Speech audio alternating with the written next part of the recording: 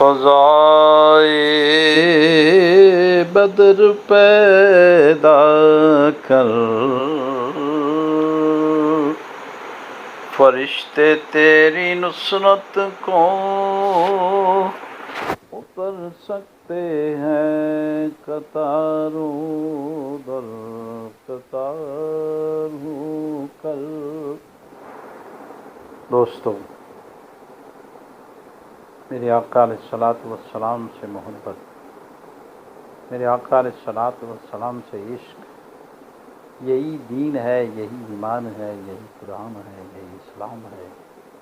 یہی مومن کی شان ہے۔ پہلے زمانہ طیبہ میں کلمہ پڑھنا بہت مشکل تھا۔ جو کلمہ پڑھتے تھے انہیں قیمت ادا کرنی پڑتی تھی، لیکن یاد رکھیں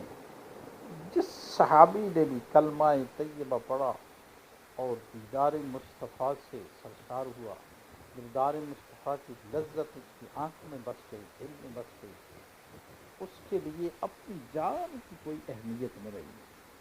اس کی خواہش ایک ہی ہوتی تھی، اس کی تمنا ایک ہی تھی، اس کی آرزو ایک ہی دل میں تھی جو انگڑائیاں لے رہی تھی کہ کاش قاب قوسین مقام محمود کے مالک آقا علیہ الصلوۃ والسلام ہمیں حکم دیں اور ہم اپنی جان ان کے قدموں میں نثار کر دیں۔ وہاں آج ذرا غور سے دیکھیے، ایک بات آپ کو یاد کرانا چاہتا ہوں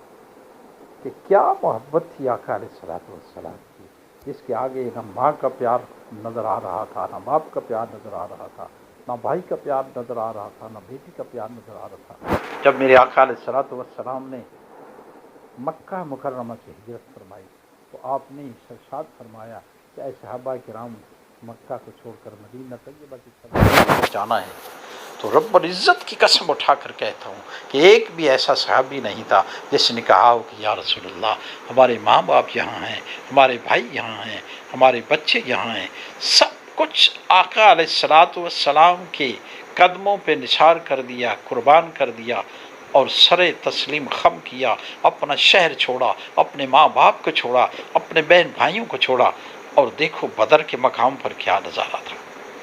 ایک طرف بھائی ہے، دوسری طرف بیٹا ہے، ایک طرف باپ ہے، دوسری طرف بیٹا ہے، ایک طرف چچا ہے، دوسری طرف بھتیجا ہے، سارے رشتہ دار ہیں، ایک دوسرے سے ملتے ہیں، رشتہ داریاں بھی ہیں، لیکن آقا علیہ الصلوۃ والسلام کی محبت کے سامنے سب کے سر تسلیم خم ہیں۔ یہی کہتے ہیں کہ آقا علیہ الصلوۃ والسلام کے صدقے ہم ان کے قدموں میں اپنی جان قربان کر دیں گے۔ اگر بھائی سامنے آئے تو اس کا بھی سر قلم کر دیں گے، اگر باپ سامنے آئے تو اس کا بھی سر قلم کر دیں گے۔ کہ یہ کیا تھی؟ محبت مصطفیٰ تھی۔ جن نے مصطفیٰ کا دیدار کیا ان کے آگے کسی کی بھی کوئی اہمیت نہ رہی، نہ اپنی کوئی اہمیت رہی، نہ کسی اور رشتے کی اہمیت رہی، نہ مال کی اہمیت رہی، نہ جان کی اہمیت رہی۔ دوستو، محبت ہو تو ایسی ہو، آقا علیہ الصلوۃ والسلام کے ساتھ اگر یہ محبت ہو تو پھر مقام بھی ملتا ہے،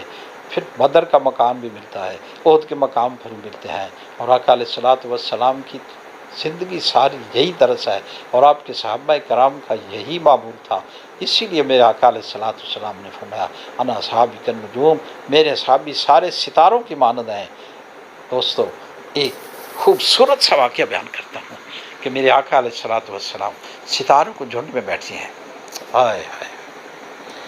14ویں کا چاند چڑھا ہوا ہے، حضرت جابر رضی اللہ تعالی عنہ تشریف فرما ہوئے، کبھی چاند کی طرف دیکھتے ہیں، کبھی آقا علیہ الصلوۃ والسلام کی طرف دیکھتے ہیں، کبھی ادھر دیکھتے ہیں، کبھی ادھر دیکھتے ہیں، کبھی چاند کی طرف دیکھتے ہیں، کبھی آفتاب تابان کی طرف دیکھتے ہیں۔ آقا علیہ الصلوۃ والسلام کی نگاہیں اٹھی، فرمایا اے جابر کیا دیکھتے ہو؟ مسکرائے، کہنے لگے یا رسول اللہ آسمان کا چاند بھی چڑھا ہوا ہے 14ویں کا، اور ہمارا چاند بھی چڑھا ہوا ہے۔ رب العزت کی قسم،